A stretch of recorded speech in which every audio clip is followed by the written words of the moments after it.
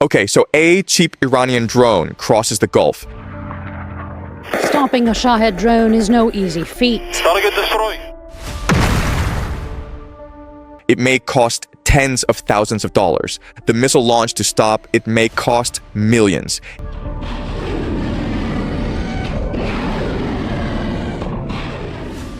If the drone is intercepted, America wins the engagement, but Iran may still win the exchange. That is the paradox at the center of this war.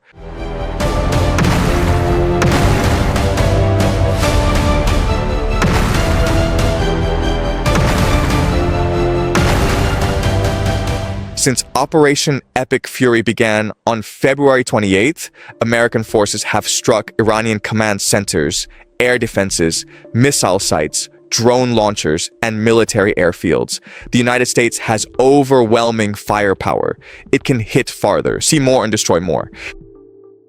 Yet by July, the Pentagon said the conflict had reached $37.5 billion in current and anticipated costs through the end of the fiscal year, while the administration sought nearly $90 billion in additional funding. So the central question is not whether Iran can defeat the American military in a conventional war. It almost certainly cannot. The real question is whether Iran can make every additional week so expensive, disruptive, and politically corrosive that Washington eventually decides victory is no longer worth its price, because Iran does not need to bankrupt America. It only at the beginning, the American theory was familiar. Destroy leadership nodes, suppress air defenses, hit missile and drone infrastructure, establish control of the sky, then use that dominance to force Tehran into surrender, negotiation, or internal collapse. This is the logic of overwhelming power. Destroy enough capability quickly, and the enemy loses the ability or the will to continue. But there is a problem. Iran does not need to fight the war America wants. A weaker state rarely survives by matching a stronger state weapon for weapon. It survives by changing the unit of victory. For Washington, victory is measured through destroyed targets, protected bases, reopened shipping lanes, and stated political objectives. For Tehran, survival itself can be victory. If the government remains intact, if missiles still launch, if oil markets remain nervous, and if American voters increasingly ask what the war is achieving, then Iran can claim that superior American power has failed to produce a decisive political result.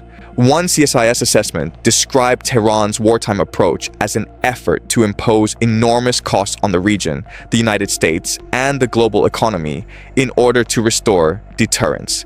That does not prove every Iranian action follows one perfect master plan. Governments improvise. Commanders make mistakes, leaders miscalculate, but the strategic logic is visible. Iran is fighting across three ledgers: the battlefield ledger, the industrial ledger, and the political ledger. Start with the battlefield ledger. Modern air defense creates a strange economic problem. The defender must stop almost everything. The attacker only needs a few weapons to get through.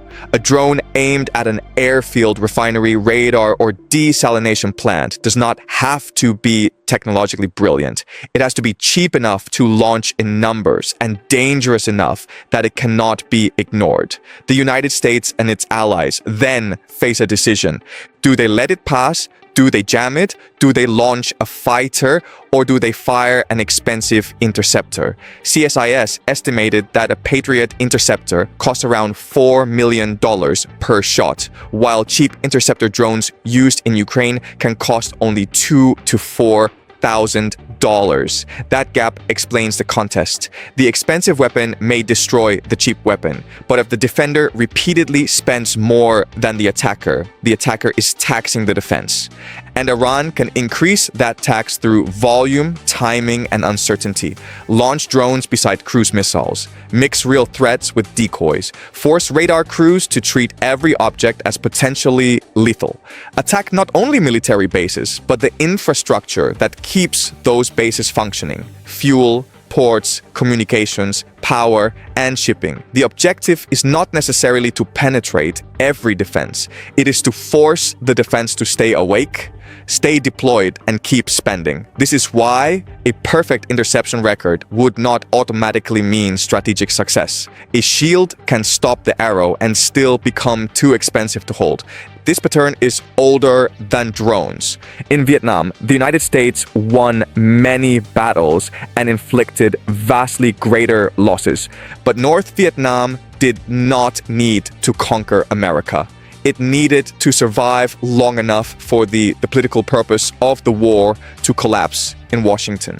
In Afghanistan, the Taliban could not defeat American forces in a conventional contest. Its advantage was time. Every year, the United States stayed required another appropriation, another deployment, another explanation, and another promise that progress was coming. The post-9/11 wars eventually produced costs measured in trillions of dollars, with additional obligations for veterans continuing decades after the fighting. Brown University's Costs of War project estimates roughly $8 trillion in broad post-9/11 war costs, excluding future interest, and projects between $2.2 and $2.5 trillion in veterans care by 2050. The lesson is not that Iran is Vietnam or Afghanistan. Iran is a different country with different geography, institutions, capabilities, and vulnerabilities. The reusable pattern is simpler. A stronger power can dominate the battles and still lose control of the calendar. And once the calendar becomes the enemy, every week creates new costs that were absent from the original plan. The second ledger is industrial. A missile fired today must be replaced tomorrow. That replacement requires factories, specialist workers, solid rocket motors, microelectronics, testing capacity, and contracts that may take years to expand. During the initial 39-day campaign, CSIS estimated direct additional Defense Department costs at roughly $34 to $42 billion. Its largest category was munitions, estimated at $26.1 billion. The issue is not simply money, it is time. CSIS reported that more than 1,000 Tomahawk missiles were expended and warned that rebuilding several key inventories would be a multi-year project. Defense Secretary Pete Hegseth said replenishment would take months or years depending on the weapon. This creates a second form of pressure. Every interceptor used over the Gulf is an interceptor unavailable elsewhere. Every long-range strike weapon fired at Iran is one that must be rebuilt before it can be counted on in a crisis in Europe or the Western Pacific. Iran, therefore, does not have to empty America's magazines. It only has to create doubt about what remains inside them. That doubt affects military planning. It affects allied confidence. It affects deterrence. And it forces Washington to spend not only on the current war, but on the possibility that another adversary might exploit the opening. This is where the price of the war expands beyond the Middle East. A dollar spent replacing a missile is visible. The strategic opportunity cost is harder to see.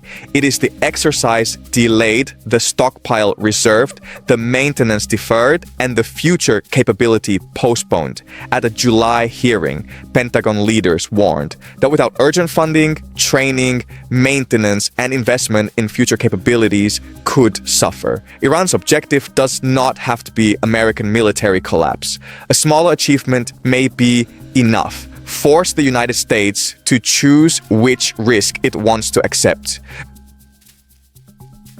The third ledger is political. The Strait of Hormuz is not just a narrow waterway beside Iran. It is one of the central valves of the global economy.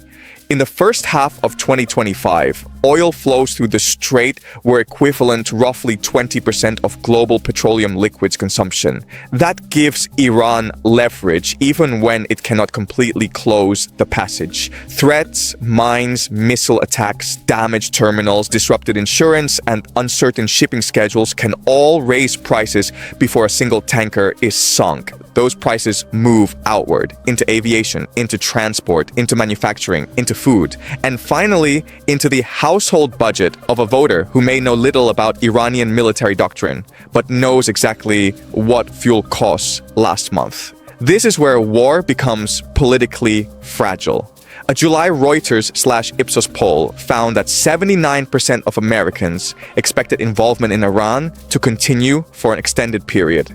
Only 37% approved of US strikes, 60% expected gasoline prices to worsen because of the war, and half said the conflict had not been worth its costs. That is the political battlefield Iran needs. Not mass support for Tehran, not admiration for the Iranian government, just growing American doubt. The question changes from, can our military destroy this target, to how many more targets must be destroyed before the war ends, then to what exactly counts as victory, and finally to the most dangerous question for any long war: what are we still paying for?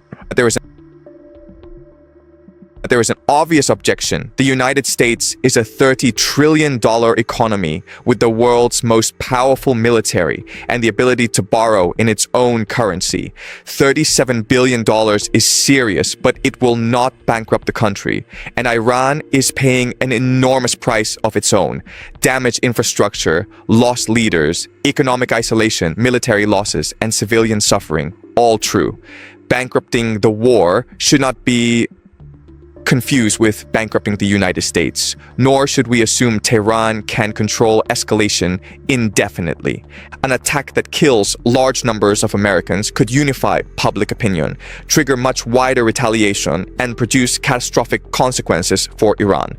American forces can also adapt. Cheaper interceptors, electronic warfare, directed energy systems, dispersed bases, and higher production can narrow the cost gap, and the United States may decide that preventing a nuclear-armed Iran is worth costs far higher than those already paid. So the thesis is not that Iran has discovered an automatic path to victory. It is that Iran may not require victory in the conventional sense. It requires a widening gap between the cost Washington is paying and the political result Washington can show. This is the point where the entire story changes. Wars are rarely judged only by their total cost. They are judged by the cost of the next decision, the next interceptor shipment, the next emergency appropriation, the next damaged base, the next funeral, the next rise in petrol prices, the next promise that the decisive phase is only weeks away. America enters the struggle with little fiscal room for illusions. Before additional war spending, the Congressional Budget Office projected a $1.9 trillion federal deficit for 2026, debt held by the public at 101% of GDP and net interest costs, reaching about $1 trillion. Again, those figures do not mean the United States cannot afford the war. They mean every new request enters a political system already fighting over scarce attention and money. That is Iran's possible theory of victory. Do not defeat the carrier. Make its deployment permanent. Do not destroy every interceptor. Make every replacement urgent. Do not shut the strait forever. Keep it uncertain enough that markets price in fear. Do not persuade Americans that Iran is right. Persuade them that Washington has no ending. Under that strategy, the decisive weapon is not a missile. It is the marginal week. The additional 7 days that cost more money, consume more stockpiles, and produce less visible progress than the 7 days before. 3 futures are plausible. In the first, the United States adapts faster than Iran can impose costs. Cheap defensive systems arrive, launch networks are degraded, shipping stabilizes, and Tehran accepts a settlement, the strategy fails. In the second, both sides settle into a violent equilibrium. The United States can prevent an Iranian breakthrough, but cannot produce a decisive political outcome. Iran survives, but at devastating cost. The war becomes a permanent tax on both societies. And in the third, one side miscalculates. A strike kills too many people. A regional government falls. A tanker disaster shocks the energy market. Ground forces enter. Then the cost imposition strategy stops being controlled pressure and becomes uncontrolled escalation. We cannot know which path will prevail, but we can identify the question that will decide it. Not who has the stronger military. America does. The question is, which side can make its definition of victory cheaper to sustain? For the United States, victory may require disarmament, deterrence, open shipping lanes, and a durable political settlement. For Iran, victory may require only survival and continued resistance. Those are not equal burdens. This is what makes asymmetric war so dangerous. The stronger side can destroy more. The weaker side can sometimes demand less. And between those two facts sits the human cost. Sailors watching radar screens, families under air raid warnings, civilians paying for food and fuel, and young soldiers carrying decisions made far above them. The United States may win every exchange that appears on a military map. Iran may still be testing whether those victories can survive contact with a budget, an election, and the passage of time. That is why endurance can become a weapon, and why a war that looks militarily one-sided can remain strategically unresolved for many costly years ahead. If this analysis helped you see the war differently, subscribe to the channel, and I will see you in the next video, because great powers are rarely broken by one unaffordable battle. They are broken by one more affordable week.